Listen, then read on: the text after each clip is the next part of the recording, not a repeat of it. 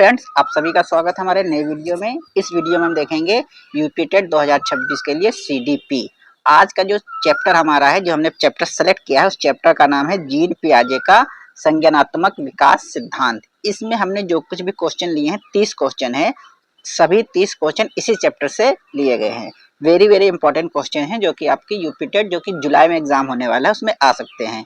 इसके अलावा जो आपकी सीटेट का एग्जाम होने वाला है उसमें भी इसके क्वेश्चन आ सकते हैं। तो आपको इस क्वेश्चन को ध्यान से करना है और अगर आपको उनका आंसर आता है तो कमेंट करके जरूर बताइएगा। और कितना स्कोर बनना है, 30 से कितने क्वेश्चन आप कर पा रहे हैं, ये भी आपको कमेंट करके बताना है। तो चलिए शुरू करते हैं।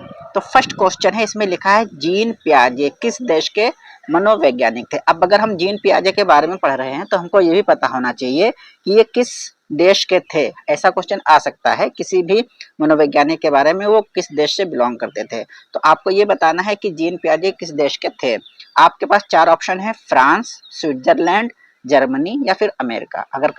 अगर आपको इसका आंसर पता है तो आप कमेंट करके जरूर बताएं। तो इसका राइट आंसर हो जाएगा option number B, Switzerland. Jean पियाजे स्विट्जरलैंड को बिलोंग करते थे। इसके बाद में हम देखते हैं क्वेश्चन नंबर 2। इसमें लिखा है जीन पियाजे का सिद्धांत किससे संबंधित है। यानी कि जो जीन पियाजे ने सिद्धांत किया था, क्या नाम था सिद्धांत का? जीन पियाजे का संज्ञानात्मक सिद्धांत। तो ये किससे संबंधित है? भाषा विकास, सामाजिक विकास, संज्ञानात्मक विकास या फिर नैतिक विकास। तो इसका राइट आंसर हो जाएगा ऑप्शन नंबर सी, संज्ञानात्मक विकास। इस विकास का नाम भी यही है, जीन पियाजे का संज्ञानात्मक विकास सिद्धांत। तो इसका संबंध किससे है? संज्ञानात्मक विकास से।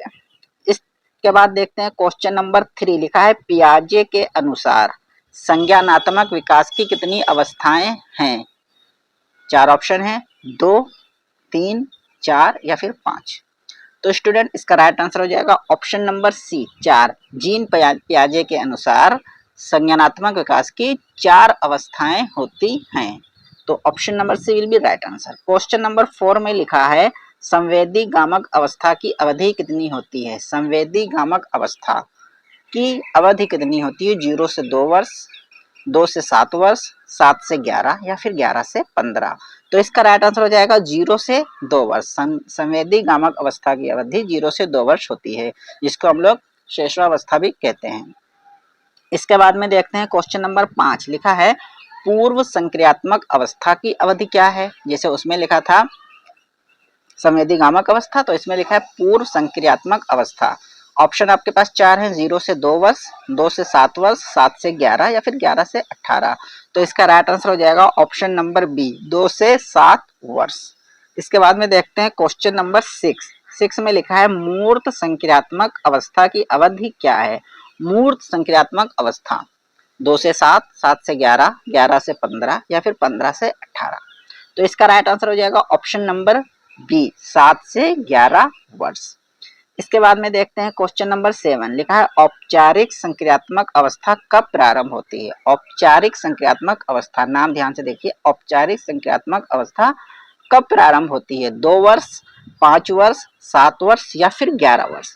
तो इसका राइट आंसर हो जाएगा ऑप्शन नंबर डी, 11 वर्ष। औपचारिक संक्रियात्मक अवस्था 11 वर्ष की आयु में प्रारंभ होती है। इसके बाद में हम देखते हैं क्वेश्चन नंबर 8। लिखा है वस्तु स्थायित्व यानी कि ऑब्जेक्ट परमानेंस का विकास किस अवस्था में होता है। पूर्व संक्रियात्मक अवस्था, मूर्त संक्रियात्मक अवस्था, संवेदी गामक या फिर औपचारिक संक्रियात्मक अवस्था। तो इसका राइट आंसर हो जाएगा ऑप्शन नंबर सी, संवेदी गामक अवस्था। वस्तु स्थायित्व का विकास संवेदी गामक अवस्था से ही हो जाता है। क्वेश्चन नंबर 9 में लिखा है अहम केंद्रण यानी कि ईगोसेंट्रिज्म किस अवस्था की विशेषता है। 4 ऑप्शन आपके पास है, संवेदी गामक, पूर्व संक्रियात्मक, मूर्त संक्रियात्मक या फिर औपचारिक संक्रियात्मक। तो अहम केंद्र यानी कि ईगो सेंट्रिज्म, तो इस अवस्था की विशेषता पूर्व संक्रियात्मक अवस्था में होती है। तो इसका राइट आंसर होगा ऑप्शन नंबर बी, पूर्व संक्रियात्मक अवस्था।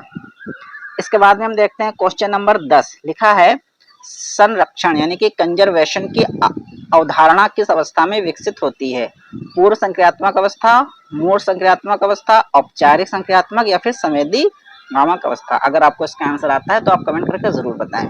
तो इसका स्टूडेंट राइट आंसर हो जाएगा ऑप्शन नंबर बी, मूर्त संक्रियात्मक यानी कि संरक्षण की अवधारणा मूर्त संक्रियात्मक अवस्था से विकसित हो जाती है।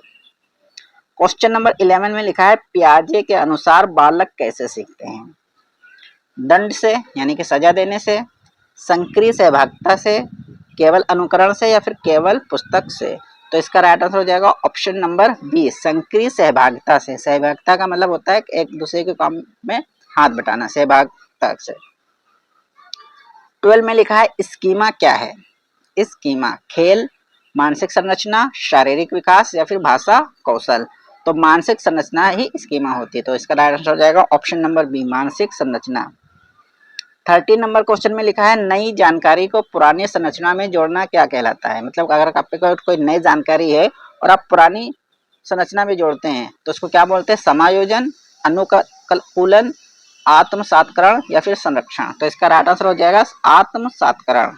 नई जानकारी को पुरानी संरचना में जोड़ना कहलाता है आत्मसातकरण।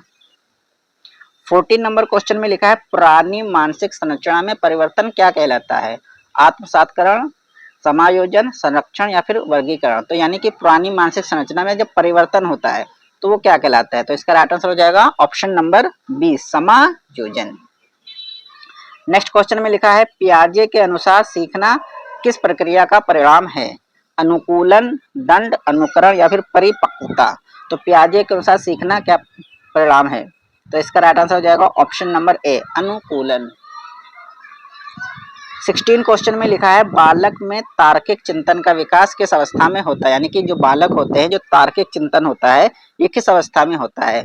पूर्व संक्रियात्मक अवस्था, मूर्त संक्रियात्मक अवस्था, संवेदी नामक या फिर शैशवावस्था। तो इसका राइट आंसर हो जाएगा मूर्त संक्रियात्मक अवस्था। बालक में तार्किक चिंतन का जो विकास होता है वो मूर्त संक्रियात्मक अवस्था से ही प्रारंभ हो जाता है। 17 नंबर में लिखा है अमूर्त चिंतन किस अवस्था में विकसित होता है? संवेदीगामक, पूर्व संक्रियात्मक अवस्था, मूर्त संक्रियात्मक या फिर औपचारिक संक्रियात्मक अवस्था। तो इसका राइट आंसर हो जाएगा ऑप्शन नंबर डी, औपचारिक संक्रियात्मक अवस्था है। औपचारिक संक्रियात्मक अवस्था को ही अमूर्त संक्रियात्मक अवस्था भी बोलते हैं। तो अमूर्त चिंतन इसी में प्रारंभ हो जाता है। नेक्स्ट क्वेश्चन है लिखा है पियाजे के सिद्धांत में विकास का आधार क्या है? सामाजिक अनुभव, मानसिक क्रियाएं, दंड या फिर अनुशासन। तो पियाजे के सिद्धांत में विकास का आधार क्या होता है? तो इसका राइट आंसर हो जाएगा मानसिक क्रियाएं, ऑप्शन नंबर बी। 19 नंबर में लिखा है पियाजे के अनुसार बालक क्या होता है? निष्क्रिय श्रोता, सक्रिय अन्वेषक, अनुकरणकर्ता या फिर केवल पर्यवेक्षक। तो पियाजे के अनुसार बालक क्या होता है? तो इसका राइट आंसर हो जाएगा ऑप्शन नंबर बी, सक्रिय अन्वेषक। 20 नंबर में लिखा है वर्गीकरण की क्षमता किस अवस्था में विकसित होती है? संवेदीगामक, पूर्व संक्रियात्मक, मूर्त संक्रियात्मक या फिर औपचारिक संक्रियात्मक। तो वर्गीकरण की क्षमता किस अवस्था में होती है? तो इसका राइट आंसर हो जाएगा ऑप्शन नंबर सी, मूर्त संक्रियात्मक अवस्था। नेक्स्ट क्वेश्चन में लिखा है पियाजे के अनुसार विकास किस प्रकार होता है? अचानक, चरणबद्ध, अस्थिर या फिर अव्यवस्थित। तो पियाजे के अनुसार विकास का प्रकार चरणबद्ध होता है। तो option number B will be right answer. 22 number में लिखा है काल्पनिक परिस्थितियों पर विचार करने की क्षमता किस अवस्था में विकसित होती है? पूर्व संक्रियात्मक अवस्था, मूर्त संक्रियात्मक, औपचारिक संक्रियात्मक या फिर संवेदी गामक। तो इसका राइट आंसर हो जाएगा ऑप्शन नंबर सी, औपचारिक संक्रियात्मक अवस्था। नेक्स्ट क्वेश्चन में लिखा है पियाजे के अनुसार बुद्धि क्या है? जन्मजात शक्ति, वातावरण में सीखा व्यवहार, अनुकूलन की क्षमता या फिर केवल स्मृति। तो पियाजे के अनुसार बुद्धि क्या है ये आपको बताना है। तो इसका राइट आंसर हो जाएगा अनुकूलन की क्षमता। 24 नंबर में लिखा है पियाजे ने किस विधि का प्रयोग किया? प्रयोगात्मक, नैदानिक, सर्वेक्षण विधि या फिर व्याख्यान विधि। तो पियाजे ने किस विधि का प्रयोग किया ये बताना है। तो इसका राइट आंसर हो जाएगा नैदानिक विधि, option number B. Next question में लिखा है पूर्व संक्रियात्मक अवस्था की मुख्य विशेषता क्या है? तार्किक चिंतन, अमूर्त चिंतन, प्रतीकात्मक चिंतन या फिर वैज्ञानिक चिंतन। तो पूर्व संक्रियात्मक अवस्था की विशेषता क्या है ये बताना है। तो इसका राइट आंसर हो जाएगा ऑप्शन नंबर सी, प्रतीकात्मक चिंतन। 26 नंबर में लिखा है पियाजे के अनुसार विकास की अधिगम में क्या संबंध है?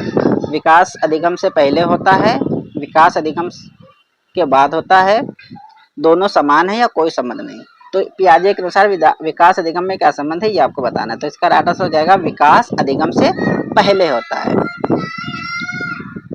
27 में लिखा है संवेदी गामक अवस्था में बालक किसके माध्यम से सीखता है? तर्क, इंद्रियां एवं क्रियाएं, भाषा और या फिर पुस्तक।